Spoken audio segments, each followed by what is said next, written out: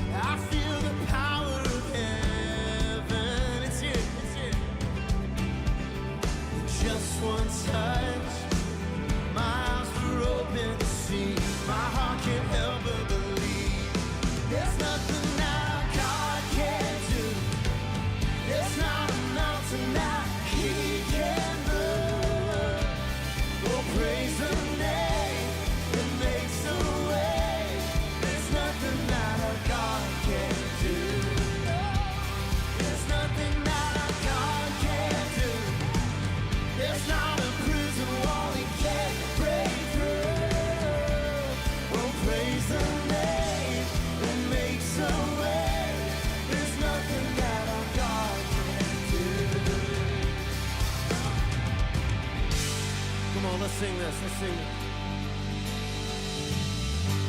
I will believe for greater things. There's no power like the power of Jesus. Let faith arise, let all agree. There's no power like the power of Jesus. I will believe for greater things. There's no power like the power of Jesus. Let faith arise, let all agree. There's no power like His power. There's nothing that our God can't do. There's not a mountain that He can't move. Oh, praise the name that makes a way. There's nothing that our God can't do. Oh, you gotta believe it. There's nothing that our God can't do. There's not a prison wall He can't break through.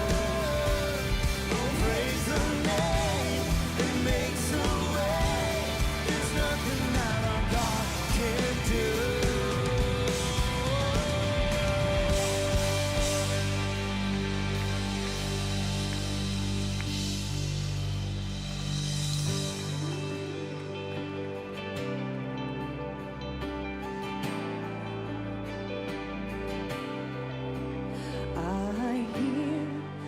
Savior say, thy strength indeed is small.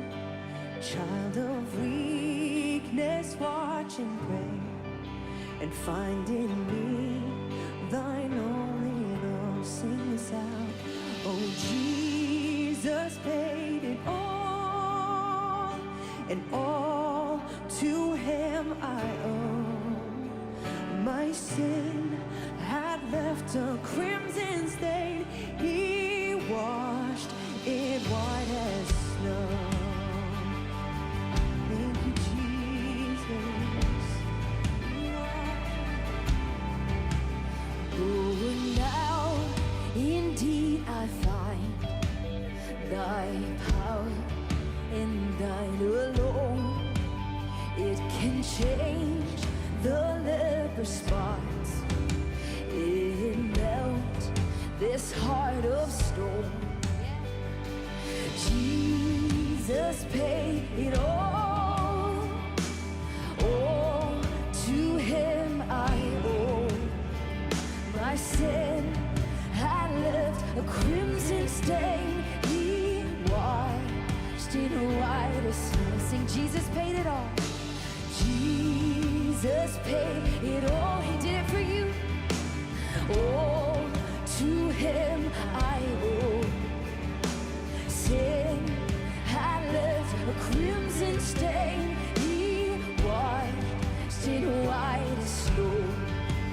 He washed it white as snow.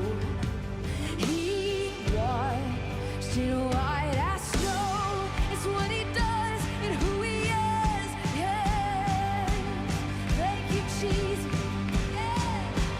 Oh, praise the one who paid my debt and raised his life up from the dead. Oh, praise the one who paid my debt and raised his life up from the dead. Oh, praise the one who paid my debt and raised his life up from the dead. Oh, praise the one who paid my debt and raised his life up from the dead. Jesus.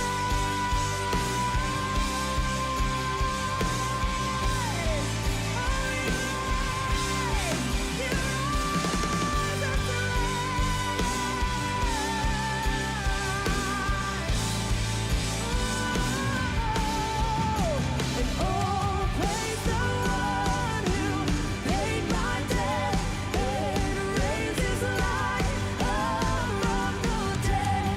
Oh, praise the one who paid my debt and raised his life up from the dead.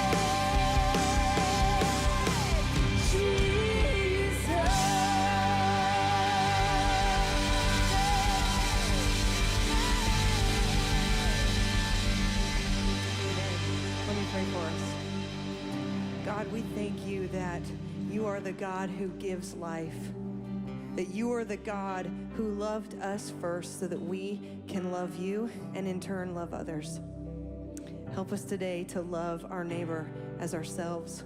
We love you, God. It's in the name of Jesus that we pray, gather, and sing. Amen.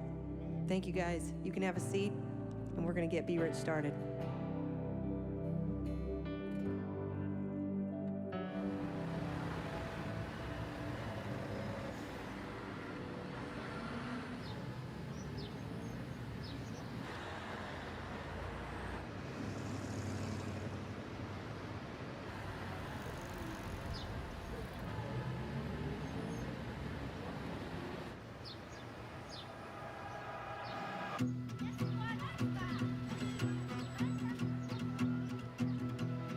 Heading out on our own with our hope in the clouds, and we're starting to see that we're onto something. Feel it coming, we'll keep running, nothing in our way, and we got no reason to wait. Let the journey take you where it wants to. We'll continue to find our way through anything we face. We got what it takes. Here we go. All we need is an open road and a chance to see a never-ending world that's beautiful.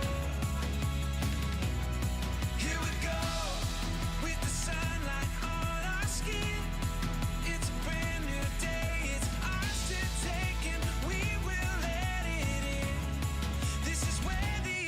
adventure begins. Every step, writing stories that seek to be read, taking hold of the moment as we discover every color filled with wonder. Now we finally see we got everything we need. Here we go. All we need is an open road and a chance to see a never-ending world that's beautiful. Here we go, with the sunlight on our skin. It's a brand new day, it's ours to take, and we will let it in. This is where the adventure begins. Heading out on our own with our hope in the clouds. We're starting to see that we're onto something. Feel it coming now. Here we go. All we need is an open road and a chance to see a never-ending world that's beautiful. Here we go, with the sunlight on our skin. It's a brand new day, it's ours to take, and we will let it in. This is where the adventure begins. Pretty cool. So I want to welcome all of our churches from around the country, around the city, Decatur Church. Thanks for tuning in today. And for those of you who are watching from wherever you're watching from, we're so excited about this season. About, 25 so years ago, Sandra and I were young parents, had 2 kids at the time. And, when you're a parent and you got babies, you don't know what you're doing. You know you don't know what you're doing. You pretend you know what you're doing. You figure it out. By the time you figure it out, they're in middle school. Then you got to figure that out. And it's impossible to figure that out. But anyway, so we're at home. We lived in Dunwoody at the time. And we heard this terrible hacking kind of cough from upstairs. So we run upstairs to figure out which baby monitor it is. And Garrett, our youngest at the time, was about 18 months old. And he had this horrible cough, just kept going. So we pick him up, walk around, do all the normal stuff. And it's getting worse. And we can tell it's like he's coughing so much, he's having a hard time breathing. He's trying to sort of gasp between. So we start panicking. And anyway, we call 911, which is what you're supposed to do. And so I'm holding him, we're waiting. And I know there's a reason for this, so you don't need to explain it to me, but it is kind of odd the first time this happens. You call 911 for a medical emergency and a giant fire truck pulls up. It's like, oh no, there's no fire. That's not what we need. But anyway, that's what they do. I get it. So anyway, eventually, the EMTs get there. They come in, I'm holding him, and Sandra lets them in, and they've got all the stuff, and there's a woman and a man, and they got all their gear, and she comes over to take Garrett. And I immediately kind of pull back because, and you know where this is going. I mean, I got to know before I just hand you my child, are you a Republican or are you a Democrat? I know. I mean, you're not just going to hand your child, your baby, to some person if you don't know how they voted, right? No. I didn't care about their politics. I cared about their competency because this was an emergency. And when there's an emergency, you don't care about that stuff, right? So as we launch this season of Be Rich, it appears to me, it seems to me, and to many of us, that our whole nation is like having an emergency, like having a breakdown. Everything's politicized, everything's so divided, climate, COVID, the vaccine. Is it 2 doses, 3 doses, no doses? Who knows this, right? In fact, your family is divided over this. Mask, no mask, CRT, goes on and on and on. Churches are divided. I hear from pastors all the time. We've struggled in terms of unity, even among, and here in the city of Atlanta with our churches, because everybody's got an opinion about everything, including me. I'm not pointing fingers. Sanders told me that. She said, I told you this, she says every once in a while, you don't have to have an opinion about everything. I'm like, doesn't everybody? She's like, no, not everybody has to have an opinion. Anyway, so I was having a conversation a few weeks ago with a woman who's been at our church forever, and she's so frustrated with me. And, in fact, my assistant, Diane, her new thing is, I wish we could get the people on each side of all these issues to meet, because everybody on one end thinks I'm on the other end, and everybody on the other end is sure I'm on this end. So we get attacked all the time from both sides. And I'm not asking for sympathy. It just goes with the job. But Diane it's like, if we could get all these people together, they would be like, oh, I thought he was on your side. Well, I thought he was on your side. Because I keep telling everybody, no, we're trying to be on Jesus' side. No applause, we're gonna get there in just a minute. And that's not an excuse, okay? Because I hear, oh, Andy, you're just trying to make excuses. No, we're not. We'll see that in a minute. But anyway, so, I keep hearing, and we all hear, it's so bad, the country. This is my favorite. And I'm not knocking you, okay? And you may have information I don't. So, just extend a little grace. It's never been so bad. I'm like, we had a civil war. Does anyone remember the Civil War? 800,000 men primarily died, not to mention all the disease and illness. And anyway, so it may never have been this bad. I'll give you credit. Listen, you may know something I don't. It's never been this bad. And then, of course, if you've been a Christian a long time, and if you grew up in certain kind of traditions, there's a tendency to spiritualize all of this, to say, what is God doing? Is God trying to teach the nation something? Is God judging America? So, there's just kind of all that comes pouring in. And you have an opinion about all that, and so do I. We've covered that. So I don't know, and I would be crazy to try to guess and tell you what I think God is up to. I don't know about that part. But here's what I do know. Here's what I'm absolutely confident about. And this is what we come back to over and over and over. I don't know what God is up to in terms of if he's trying to teach America something or judge America. I don't know, but here's what I know. We have a responsibility.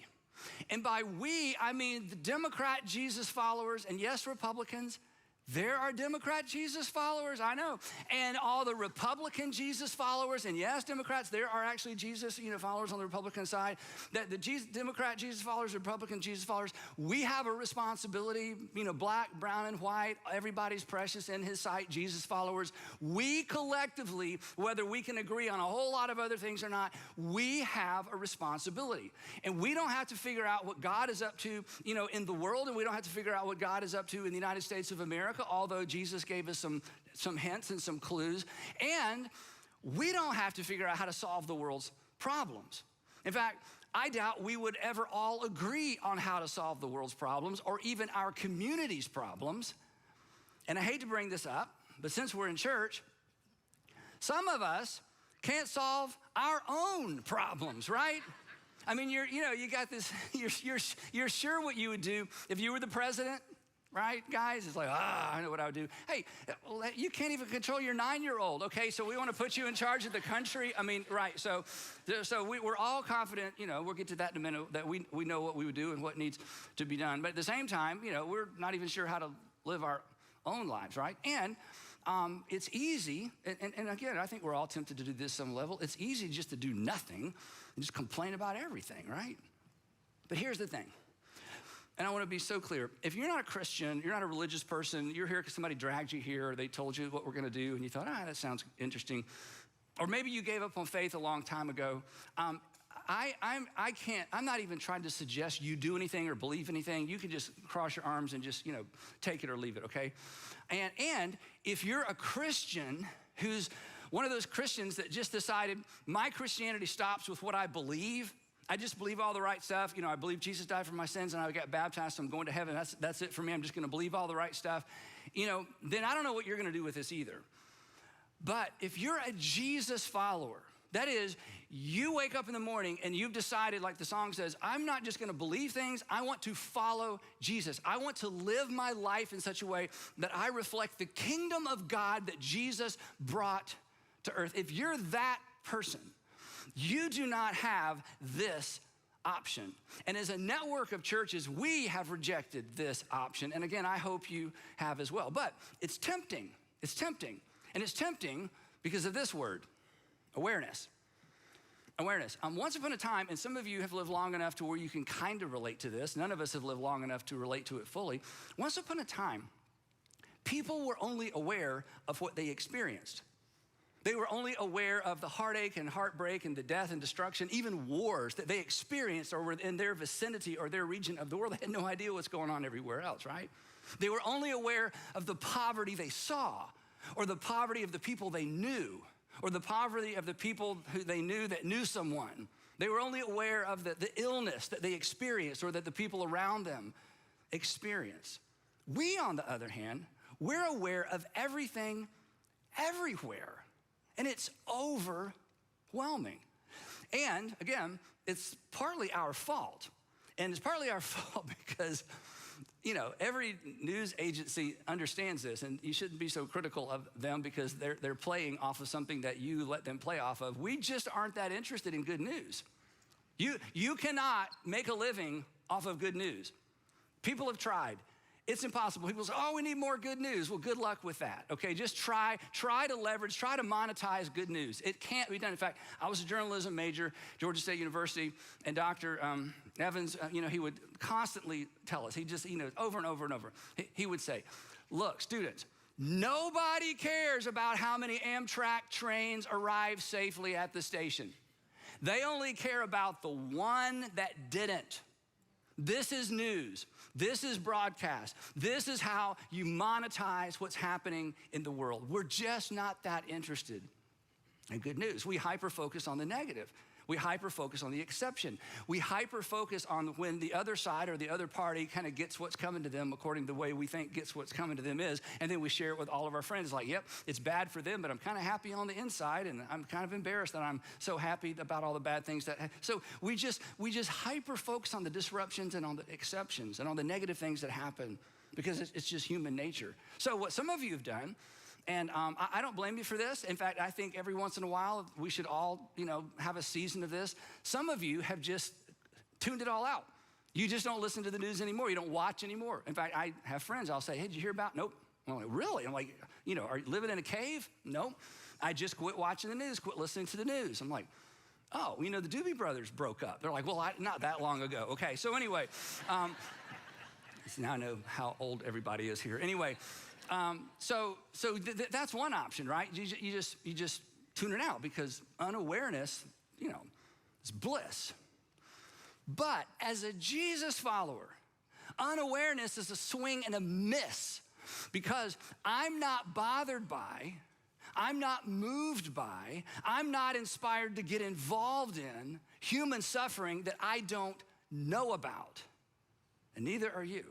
So we can't shut it all out, but neither should we try to take it all on. And we can't do nothing and just sit around and complain about everything. And here's why. It's not because we're good citizens. I hope you're a good citizen. It's not because we're good people. I know you're good people. It's because our response to suffering and our response to what's happening in our world has been prescribed to us and modeled for us. We don't get to choose. Now, if you're not a religious person, not a Christian, you get to choose. You are on your own. I have no right in the world. I'm not even trying to tell you what to do or try to guilt you into something. I'm not even trying to inspire you into something. And if your Christianity is, I just believe all the right things and go about my business and mind my own business, well then, you know, have a nice day. That's not even real Christianity, but I understand you were raised to think that way, so I won't be too critical. But if you are an active Jesus follower, we don't get to pick and choose our response to human suffering around us and to what's going on in society. In fact, if you follow Jesus through the Gospels, you bump into, and you may have never noticed this, and it's kind of an odd thing to even point out. When you follow Jesus through the Gospels, you bump into this strange, for some people, it's actually a disturbing pattern with Jesus. And here's what I mean. Jesus was constantly meeting the immediate needs of people. People would walk up to Jesus, my servant is sick. And Jesus is like, hey guys, I'll be with you. I'm gonna follow this stranger, to his home and heal a servant. Or, Jesus, my son keeps falling in the fire. I think there's something wrong with him. Hey guys, I'll be right with you. I'm gonna go. Jesus is in a crowd going somewhere really important. Somebody touches him, he stops and looks around. There's a woman, you've heard this story, and she's been sick mostly her whole adult life. She has spent all of her money on doctors. They've helped her not a bit. And she explains this to Jesus, and he heals her. So Jesus was constantly responding to the immediate needs of people. He would respond to emergencies. He would meet physical needs of people, fed people. But, and here's the odd thing, and maybe the disturbing thing, maybe this will disturb you so much you'll read the Gospels. Do you know what he didn't do? Jesus did not permanently solve any of society's problems. Not one. In fact, read the Gospels. He refused to be dragged into debates about how to deal with the system and fix the system and change the system. He refused even, this is amazing, to be dragged into debates about how do we get rid of the occupiers? How do we get rid of Rome? How do we defund Rome? How do we create a messianic movement that expels the occupiers? All of the things that were systematic, all of the things that were governmental, all of the things that were built in to kind of solve aggressively and humanly speaking the problems of that particular society, he had virtually nothing to say, and he never even, it seems, attempted to address those things, much less change those things. And yet, he was so concerned about the human condition, and he was so concerned about the immediate needs, and he was so willing to jump in and address an emergency. But what he did address, and what all of that points to, is that Jesus came to address, point out, and underscore the root cause of the human condition. Here's one incident, or here's one expression of that, or one way that he said that. He said, the heart, for out of the human heart comes evil thoughts, that becomes evil intentions, that becomes evil activities. Out of the heart comes murder, the taking of a life, the anger that spirals to the point of taking a life, the anger that spirals to the point where somebody physically does something to another person and they regret it later, but it just got away from them. He says that comes from the heart. Out of the heart comes adultery, where kids don't get to grow up with a mom or a dad in the home and they ping pong back and forth. Adultery, that's a string of lie after lie after lie after lie, and finally somebody has found out and they have all the reasons in the world why and make excuses, but at the end of the day, Jesus says, this just emanated from somebody's heart, and yeah, there's a backstory, and yeah, when you hear somebody's backstory, you have empathy, but Jesus says the destruction, the aftermath, that came from the human heart. For out of the heart comes sexual immorality, sexual addiction, sexual abuse, sexual scars as a result of decisions. Sometimes people knew better than, sometimes they didn't. He says all of that emanates from the heart. Out of the heart comes theft, white collar, blue collar, physical things, ideas, credit. Somebody actually, for some of you, they stole your childhood because of how they treated you, and they can't ever give it back. He said all of that emanates from the human heart. For out of the heart comes false testimony and slander, or for short, you could just say Twitter. Right? Because Jesus knew, here's the thing, Jesus knew, and we know this when we stop and think about it. I mean, you just look at your children, just look in the mirror. We forget that our problems, society's problems, your problems, my problems, our collective problems, they stem from our sinful, selfish, at times self-centered, appetite-driven condition of our hearts. And no system, no political platform can solve that. In fact, this is kind of discouraging, but hey, I've said other more discouraging things, but this is true. There are no perfect solutions. There are no perfect solutions that involve people, because people are involved in both the problems and the solutions.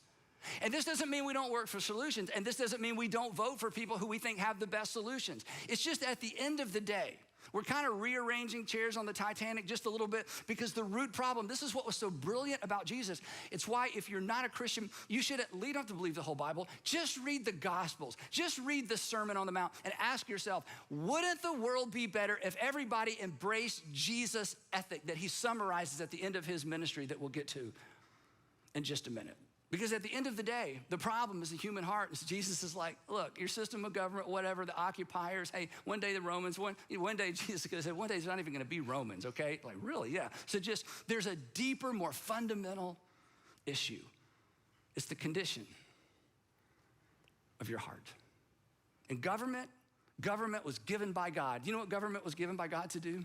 To basically answer the question, how low can you go? How low can you go and get to go on your own and be on your own? If you go too low, you don't get to go anywhere else, okay? The government, and this is the role of government. It's the unenviable role of government. Here's how low you can go. I'm gonna put guardrails on your selfishness. But the government can't make you be a wonderful person. The government can't make you generous. We talk about this all the time. The things that Jesus modeled and attempted to inspire his followers to, it's only those who follow Jesus, or at least embrace his ethic and his worldview and the way he asked people to live and what he modeled. He knew this is the only way forward, regardless of whatever system of government, regardless of who you elect, regardless of which side of any aisle or which side of any issue you find yourself on. And so Jesus came to introduce a different way of living, an upside down way, a backwards way, a race to the back of a line, an others first oriented living, marriages that are submission competitions. You just try to out-submit each other. Again, a race to the back of the line, asking the question, what do I do with my power and my resources? A way of living that understands that we should never feel guilty about what we have. We should feel responsible because it's not ours anyway. The people who manage your money, they do not feel guilty. They feel responsible. And so Jesus would say, hey, everything that you have, your opportunities, the physical things you have, your possessions, your talent, all of it is on loan from God, and you should never feel guilty. You should feel responsible. And when you embrace my kingdom way of thinking, and when you embrace my kingdom way of living, you will make your resources and your talent and your ability and your opportunities and your connections, you will make them available for the benefit of other people like I came into this world to do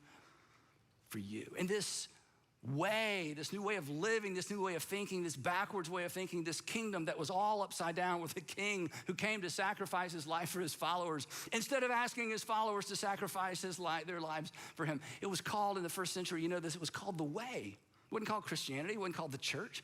It's called the way. Because Jesus said, I'm the way. Well, what does it look like? Jesus would say, it looks like me. Well, what does it act like? It acts like me. I have come to reveal what the Father is like. Philip, if you've seen me, you've seen the Father. Show us what God's like. And Jesus is like, okay, that's too big of a question, Philip. Just here's the best thing. Just look at me. You want to know what God's like? You know what God acts like, how God responds? You follow me. It's called the way. And it ran contrary to my nature. And it ran contrary to your nature. And as we talk about all the time, this new way of thinking, this new way of living, it was fueled by a single command. Not 10, just one. A single command that is forever relevant, forever catalytic, forever life-changing. A single command that has the potential to change everything in spite of how things change. At the end, he's with his apostles, he says, okay, here it is. Your one commandment, I just want you to love other people the way I've loved you. And you'll work out the details later, but this is what you do. This is what it looks like. Simple, brilliant, and do you know what else it is and why it's so relevant for us as we kick off Be Rich? This single command, this New Testament ethic to love others as God through Christ loved us. This is the bridge between our differences. It is the bridge between our dissimilar backgrounds and our dissimilar life experiences. It is the bridge between our disagreement around how problems should be solved and issues should be addressed. To put others first, to bear one another's burdens. You and I don't see the world politically the same way, but I want to shoulder your burden. You don't see the world the way I see it, but you're going to shoulder my burden. I don't live the way you live, and I don't experience what you experience, and you didn't experience what I experienced growing up, but you know what? How can I bear your burden? How can I put you first? We may never agree, we may never vote alike, but you know what? How can I put you first? How can I get in the back of your line? I love the fact that Jesus' think about this, his last act of service before he was arrested and crucified, the last thing he did for other people was he washed his disciples' feet. And in this moment, they just had Passover. It takes a long time to wash 12 pairs of feet. And they were humiliated. They were so humiliated because they were supposed to hire a servant. The servant didn't show up, or they didn't hire the servant. They knew that any one of them should have done it, but they are not about to wash one another's feet. I'm not washing Peter's feet. He's my brother. I'm not going to wash Andrew's feet. Simon, no, I'm not going to Simon the Zealot. I'm not going to wash his feet. They're not going to wash each other's feet. Before they get to this Passover, they're arguing about who's going to be number 2 and 3 in Jesus' kingdom. They still haven't gotten it. And then Jesus, the king, Jesus, who took these same hands and did things that were extraordinary, gets on his hands and knees and he washes their feet. And here's the point of that night, I think. He washed their feet, even though they were about to get dirty again. Maybe within the hour, which was his point. And you can just hear the drip, drip, drip. They're not saying a word till they get to Peter. Peter has to open his mouth. You're not going to wash my feet. Jesus is like, Peter, okay, wash my feet. But it was so humiliating. Then he finishes and he puts his rabbinical robe back on. He sits back down at his place at the table and he says this, now that I, your Lord, that's who I am, and your teacher, your rabbi. In other words, I got all the power. I'm holding all the cards. I'm the most powerful person in the room. I'm the guy. Now that I, your Lord and teacher, have washed your feet, you also should wash one another's feet, even though they're going to get dirty again. I have set for you, he says, I have set for you an example. And in this moment, he sets for me an example. And in this moment, anybody who claims to be a Jesus follower, he has set for you an example. That you should believe? No. That you should consider? No. That you should do as I have done for you. These are our marching orders. This is just a simple application of what he said that same night when he said, as I have loved you, so you are to love one another. What does that look like? Well, let's start with this. As I have washed your feet. Let's take it to the base, the most base element, the most base illustration. Let's take it all the way to the bottom. Let's take it to the cheapest, most inexpensive servant you could have hired for this night. As I have washed your feet, you are to wash each other's feet. In other words, there's nothing that's too low for you to do, too menial for you to do. There's nothing that's beneath you because I, your Lord and your master, have washed your feet. And so he says, you're to wash one another's feet. And here's what I think hung in that moment that they took away. We know they got the point. Washing their feet did not solve their problem. Washing their feet addressed their current need. This is so important. Commanding them to wash one another's feet ensured their differences would not divide them because, look up here, you can't wash feet from a distance. You can't wash feet from a distance. I've told you this before. This is so important, especially in a season like this. The further you are away from a problem, the simpler the solution appears to be. But when you get close, you have to address the complexity. And when you address the complexity of somebody else's problem, somebody else's challenge, somebody else's issue, somebody else's growing up stuff, somebody else's growing up baggage, when you get close and you are suddenly exposed to what's happening, not what it looks like from afar, you have that moment we talk about for every once in a while. You have that oh moment, like, oh, all this time I thought, you know what? Wow, I had no idea because I'm 4 miles apart and I'm just looking at your situation going, well, if I were you and if you hadn't and if I hadn't, but now that we're close, this whole time I assumed people like you. This whole time I assumed that people in circumstances like yours. But now I'm close. And now your circumstances and now your background is inescapable to me. And now I have to factor that in. And suddenly where I thought there was so much division and so much distance, there's not as much as I thought there was. And you know what? We still disagree. But can I carry your burden? The closer, this is what was so brilliant about that night. The closer we get, the more we understand each other's current reality. And when you understand somebody's current reality, you are less critical. You are less cynical. You are less intelligent because you had it all figured out. I had it all figured out, sitting there on my couch watching television. If I were the president, if I was a senator, if I was him, if I was her, the further away the problem is, the less complicated it appears to be. And Jesus, in his brilliance, says to the men that are going to be the stewards of the gospel for that generation, he says, guys, you're going to disagree. You're not going to get along, but you wash each other's feet because that's going to keep you close. And that's going to keep you from becoming divided. And they got the message. History tells us Greeks, Romans, eventually the entire empire begins to embrace this new way of thinking, this new way of living. And hearts, not systems. Rome never went away. Hearts were changed.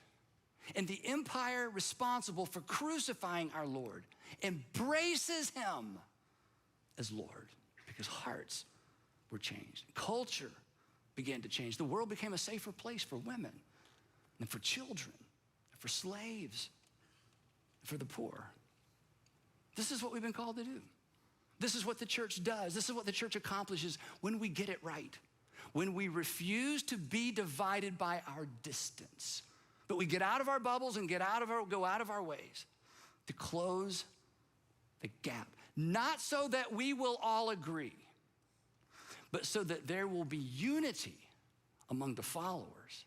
And then problems are more easily solved because all the information, all the cards are on the table, all the experiences come together. And we actually know what we're talking about because we know who we're talking to. So, let's not shut it all out. It's tempting. And let's not take it all on. That's impossible. Jesus did not lead us into either ditch. Let's just do for others, to the best of our ability and within our context, what he did for us, individually and collectively. In other words, let's do what we can do, and let's do what we can do now, and let's do what we can do together. And this is why we do Be Rich. Now, if you're new, every year, here's what we do. We come together and combine our resources in this season to do for others what they can't do for themselves, and we're gonna do corporately what hopefully you're all doing individually throughout the year anyway. And what that is simply we're gonna give, and we're gonna serve, and we're gonna love in Jesus' name. This is our opportunity to collectively say to our communities that everybody matters to God, whether God matters to them or not. And the reason we call it Be Rich is based on something the Apostle Paul wrote to Timothy, a young man that he was bringing along that he knew that may someday take his place as an apostle and a missionary to the Roman world. And he wrote to Timothy, he said, Timothy, when you're at these churches with all these Gentile believers, I want you to make sure that you command them, not suggest to them, command those who are rich in this present world to do good, and here's our phrase, and to be rich. Teach the rich people how to be rich. Tell the rich people to be rich in good deeds and to be generous and willing to share. And the truth is, most of us are rich in this present world.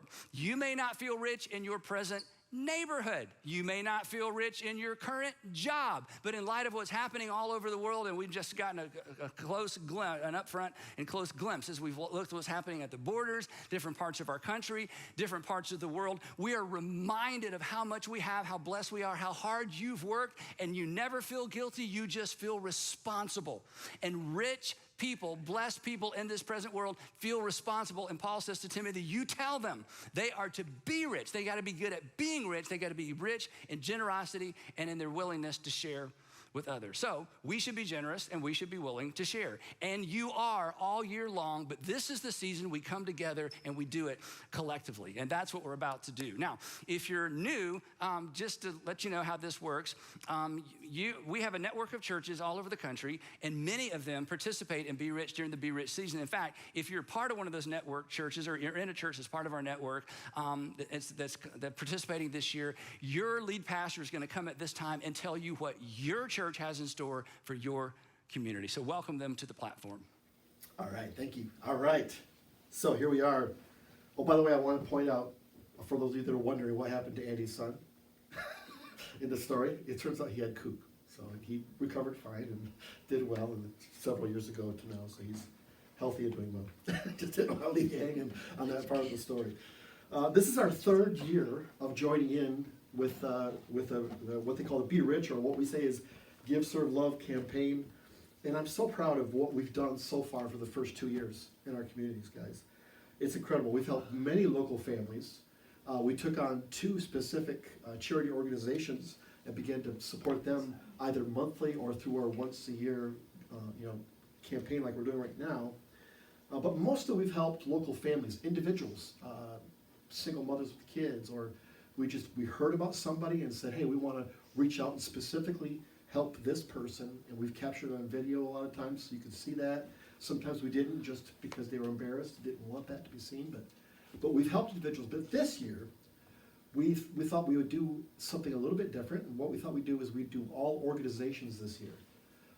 Rather than focus on individuals this time, again, we could change it up every year, but this year, we want to support organizations, places that are already hitting the ball out of the park in what they do so well. Rather than us trying to recreate our own food pantry or our own ministry to help mothers or single parents or families, we thought, let's join and partner with people who are already doing it really well and help them just do even more and help them to do even better with what they do. And so focusing on 3 areas that we're going to do to help nonprofits. First is helping people who are homeless or just in between, like they're like, okay, we're kind of in between, we don't know what to do right now. Also helping women and children who are victims of abuse, and there can be lots of different kinds of abuse, but we want to help those people. We want to help children and parents within the foster care programs and the foster care services. There's lots of needs that can be met in those areas. And so those are the 3 areas that we're honing in on this year. We're going to continue our support with Rescue Mission of Saginaw. Great organization who are really hitting the ball out of the park. Started that ministry many, many years ago. And what they do has been, frankly, copied and replicated in many cities throughout Michigan. But the first one was in Saginaw.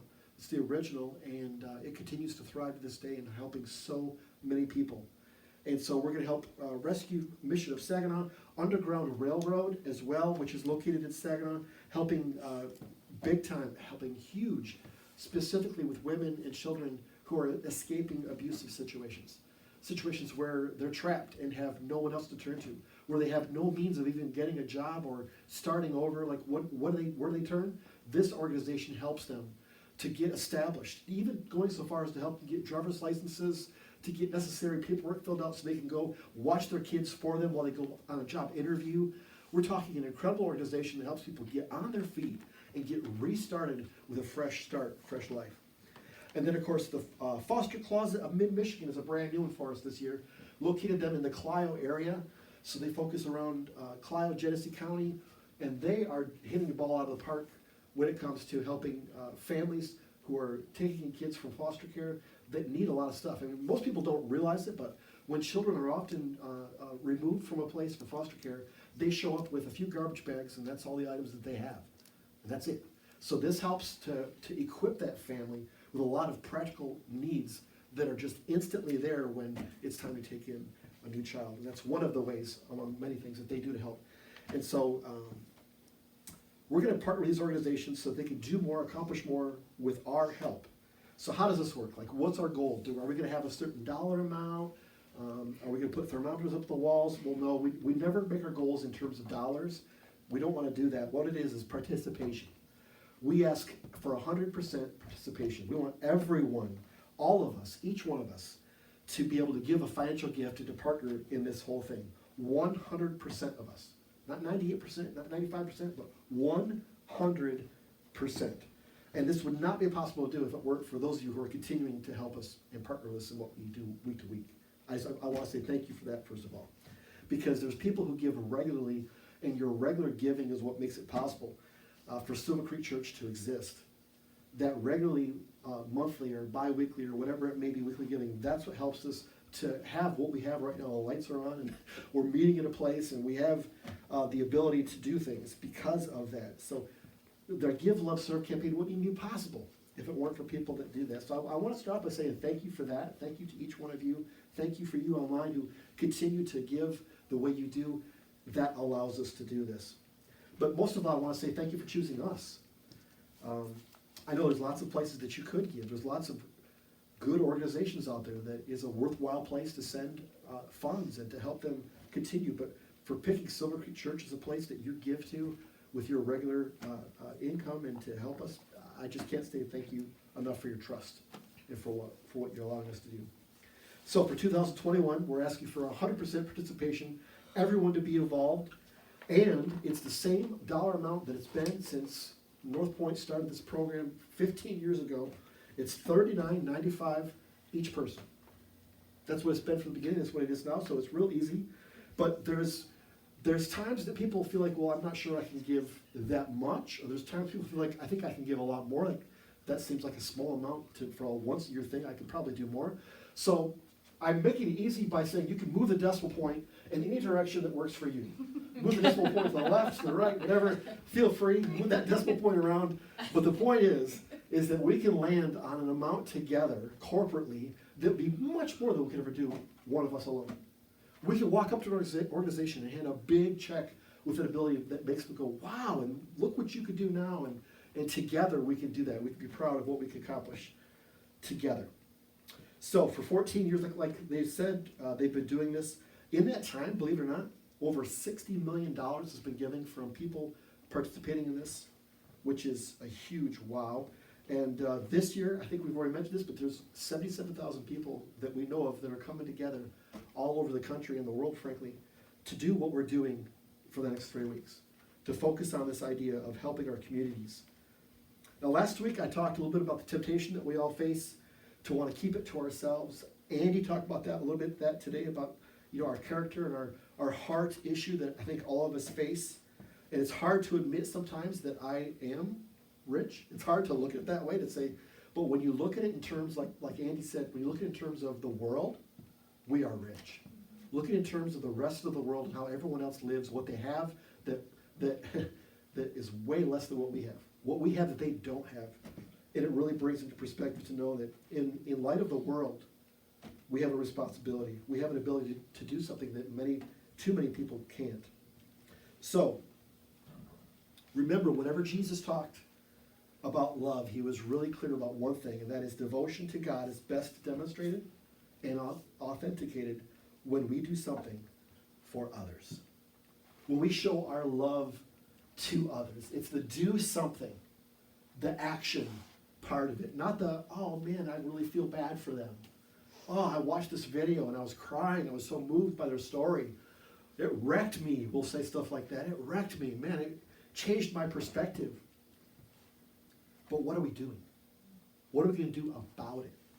And so doing something is how we best show what God has done for us and our ability to show to others that incredible thing called love. It's not demonstrated through our church attendance. It's not demonstrated by simply what we believe.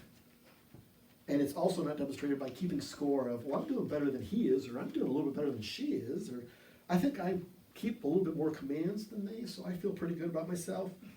Extravagant generosity is the most appropriate response to God's extravagant generosity to us. I mean, look at what God's done for us. Do we ever feel grateful? Do you ever stop and just kind of ask yourself, am I grateful for what God's done for me? Do I understand what's been done for me, what God has done for me? And I'm serious, this is really important to think about. And I know a lot of times we don't really think about it, but we should. Because God has done so much for us that there's a motive inside there called gratefulness.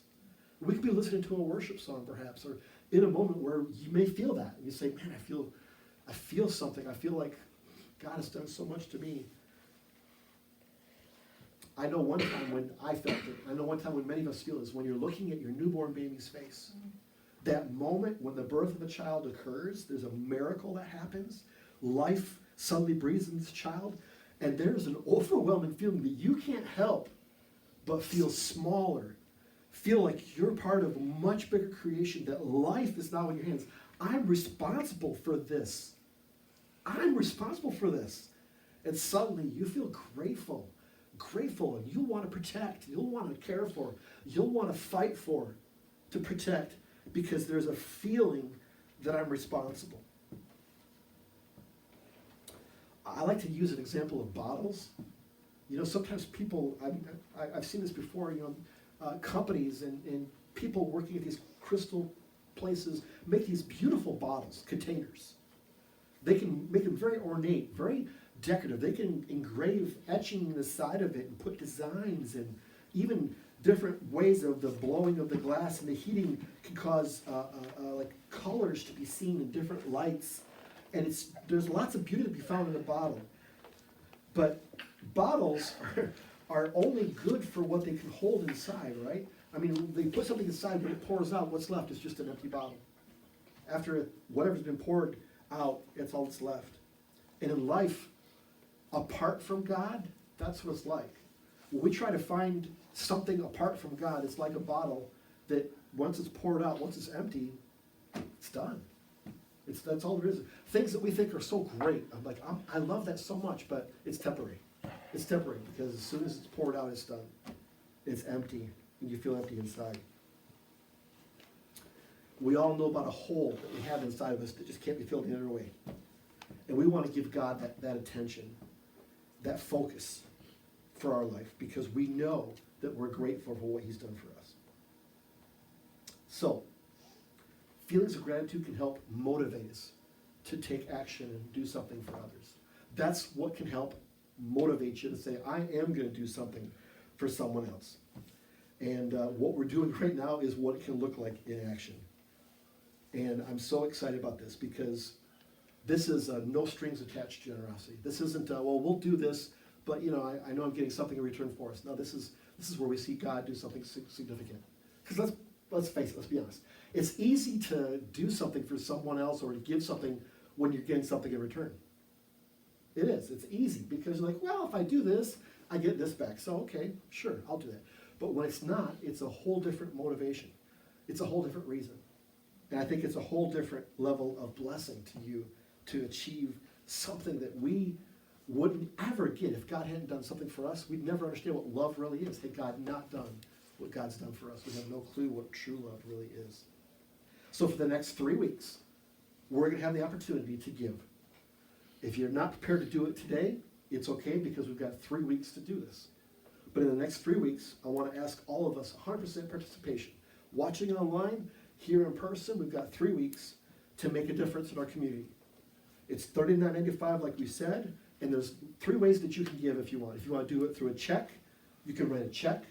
If you want to do cash, we've got envelopes. If you're here in person, we've got envelopes in our give station right out where you walk in. You can feel free to grab an envelope. Just make sure you write give in the little part on the side of the envelope, or if you write a check and don't use an envelope, write give in the memo, because that way we know the funds are for this program, for Give, Love, Serve. So make sure you write give on it. Now, if you're watching online and you want to send a check to us, you can do that, and the address is going to come up on the bottom of your screen right now, 7971 Main Street, Birch Run. If you want to mail that to us, you can do so. Again, this is happening over the next 3 weeks. Participate that way. Or whether you're online or in person, we can also give through PayPal. Now, PayPal, I've got the little QR code here. And if you know much about the QR codes, it doesn't mean you take a picture of it. What you do is when you hold your camera up to it, it gives you like a link that you can go to online, and that takes you through the PayPal app. It takes you through the account for Silver Creek Church. But again, you got to note give. You got to make sure you do that. And so I think I've got that right. So if you go to that PayPal site, it's going to have a place to add a note. You want to click that and put in the word give to make sure that we know it goes to the right place. Now, 100% of everything that's given is going to go to the charities. 100% of it. We're asking 100% of you to participate, and 100% of what we give is going to go straight to the charities. But I have to, in light of transparency, I have to tell you that PayPal has a policy. We have nothing to do with it. It's way before we ever see the money. But whenever you give something through PayPal, PayPal takes 3% off the top and keeps it for themselves, and then sends the rest to the church.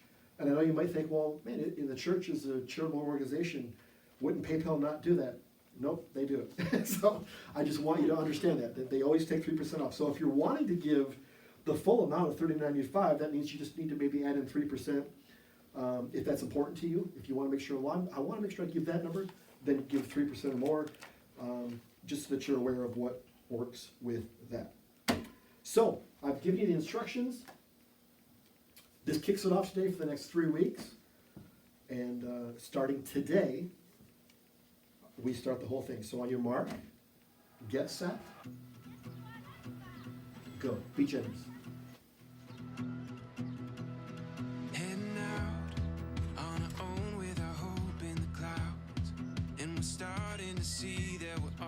something, feel it coming. We'll keep running, nothing in our way, and we got no reason to wait. Let the journey take you where it wants to. We'll continue to find our way through anything we face. We got what it takes. Here we go.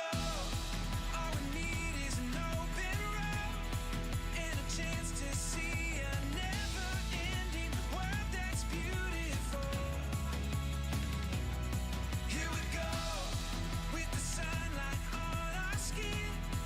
It's a brand new day, it's ours to take, and we will let it in. This is where the adventure begins. Every step, writing stories that seek to be read, taking hold of the moment as we discover every color filled with wonder. Now we finally see we got everything we need. Here we go. All we need is an open road and a chance to see a never-ending world that's beautiful. Here we go, with the sunlight on our skin. It's a brand new day, it's ours to take, and we will let it in. This is where the adventure begins. Heading out on our own with our hope in the clouds. We're starting to see that we're onto something. Feel it coming now. Here we go. All we need is an open road and a chance to see a never-ending world that's beautiful. Here we go, with the sunlight on our skin. It's a brand new day, it's ours to take, and we will let it in. This is where the adventure begins.